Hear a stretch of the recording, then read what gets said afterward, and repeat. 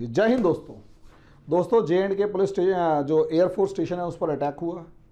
और जिस तरीके से अटैक हुआ वो एक भले ही हमारा कोई जान माल का नुकसान नहीं हुआ, कोई बहुत बड़ा नुकसान नहीं हुआ, लेकिन खतरे की घंटी बज गई है।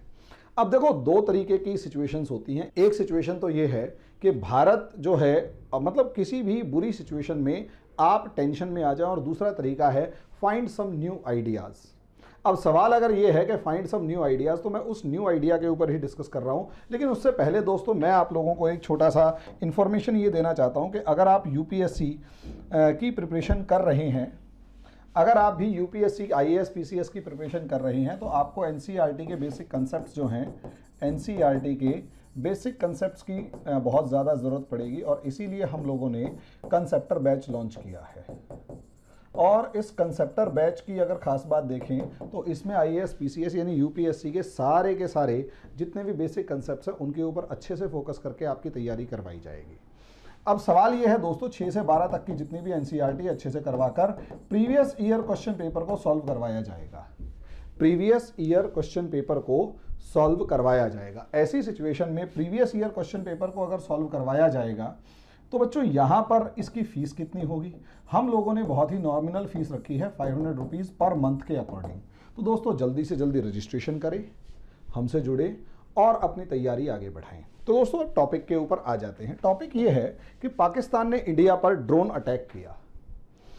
अब ऐसे में इंडिया को नया आइडिया यहाँ इस्तेमाल करना चाहिए। अब आप सोच कर देखिए, पठानकोट हुआ, पुलवामा हुआ, ऐसे में इंडिया को सर्जिकल स्ट्राइक करने के लिए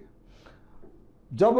आर्मी मेंस भेजे, जिसमें उरी मूवी को देखा गया, तो सर्जिकल स्ट्राइक जब हुई तो टीम्स भेजी गई, हमारे लगभग 50-100 जवानों की जान खतरे में डाली गई। अब जब 50-100 जवानों की जान खतरे में डालकर दुश्मन के इलाके में घुसकर उनको मारकर भले ही हमारे जवान सारे वापस आ गए, लेकिन जान को तो खतरा था।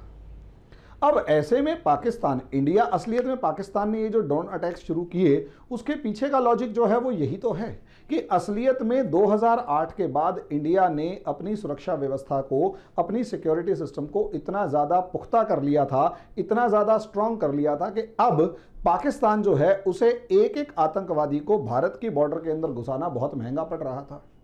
अब सवाल यही है, और इससे अंदाज़ा लगाकर देख सकते हैं कि पिछले 2-3 साल के अंदर पाकिस्तान ओरिजिनेटेड जो आतंकवादी थे, एक तो होते हैं लोकल, कुछ लोकल लड़के थे, और पाकिस्तान से आने वाले जो आतंकवादी थे वहाँ से लगभग रिक्रूटमेंट जो थी वो बंद सी हो गई। अब ऐसी सिचुएशन में अगर रिक्रूटमेंट सी बंद हो गई और सिर्फ 3 पाकिस्तानी लड़के ही कश्मीर के अंदर जिहाद के नाम पर रिक्रूट हो पाए, इसका मतलब ये है कि पाकिस्तान को भी आतंकवादी भेजना और जो सांप वो भेजता है उन सांपों को भेजना महंगा पड़ रहा था। और दूसरी तरफ अगर इंडिया की बात करें तो इंडिया की सिक्योरिटी सिस्टम इतना ज़्यादा महंगा हो गया, मतलब इतना ज़्यादा पुख्ता हो गया कि वो जितने भी आतंकवादी या जितने भी सांप और बिच्छू हमारे देश के अंदर छोड़ने की कोशिश की जाती थी उनको बॉर्डर पे ही मार दिया जाता था।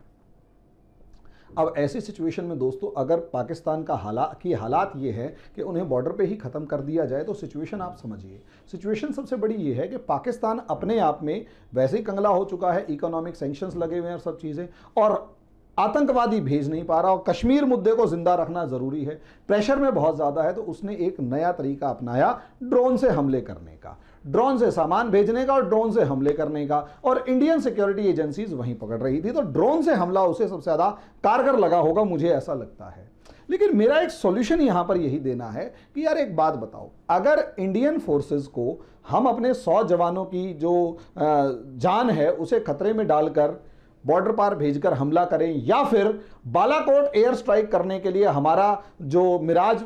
जो प्लेन है वो जाए और साथ में हमारे को अपने एक MiG-21 की कुर्बानी देनी पड़े और क्रैश करवाना पड़े, और साथ में कैप्टन अभिनंदन जो है, जो पायलट अभिनंदन जो है, जो इंडिया के हीरो हैं, उनको पाकिस्तान के अंदर पकड़ा जाए और पूरी डिप्लोमेसी वगैरह की जाए, तो ऐसी इससे अच्छा तो दोस्तों ये होगा कि आप पैसे में ज़्यादा हैं, ताकत में ज़्यादा हैं, तो इंडियन फोर्सेस क्यों ना इन ड्रोन्स को इस्तेमाल करके, अभी तक जो एयर स्ट्राइक फाइटर जेट से हो रहे थे अब ड्रोन से एयर स्ट्राइक किए जाएं। इन माय ओपिनियन वो ज़्यादा कारगर रहेंगे। पाकिस्तान के ड्रोन का जो सॉल्यूशन है वो ड्रोन से दिया जा सकता है। ड्रोन का जवाब अगर आप ड्रोन से दे देंगे तो इससे बढ़िया पॉलिसी तो कोई हो ही नहीं सकती।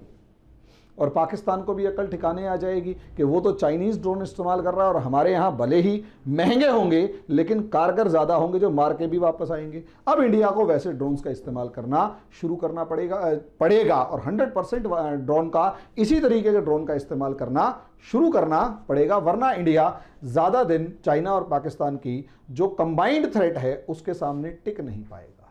और ये सच्चाई है दोस्तों,